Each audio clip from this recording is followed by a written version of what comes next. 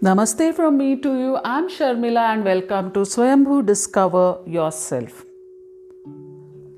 You all are on your journey to learn English. Learning English is a step by step process. Can you lift 100 kgs all at once? You will say no. कैसे होगा 100 kgs एक ही दिन में? It's too heavy. But if I ask you, can you lift 2 kgs? You'll say, yes, it's very easy. For the first time, lifting 2 kgs is quite good. So little by little, when you keep adding, your muscles will continue to build little by little and day by day.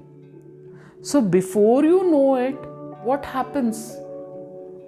Every day you have put in so much of practice. Every day you have trained your muscles that after a few days, you find that you can lift the 100 kgs very easily. Same goes with the English. It's the same for building your English fluency. Start small, little by little, 30 minutes a day, and before you understand, you're already on your way to speaking English like a pro. So let's get started with still. STILL, still. Stand still, sit still, lie still, hold still, still hungry. Please sit still while I take your picture. Mama, I'm still hungry. Give me one more chapati, please. Okay, beta, take this.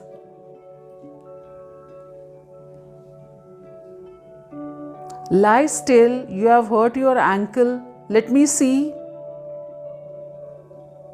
Where is Tom? Tom is still in bed. He's still a child, you see. The next word is sun. Sunrise, sunset, sunlight, sunshine, morning sun, rising sun. Earth goes around the sun at 18.5 miles per second.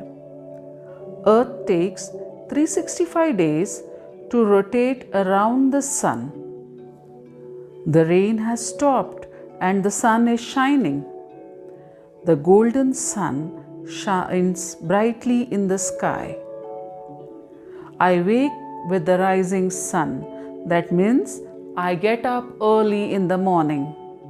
Plants need sunlight. The third word is since.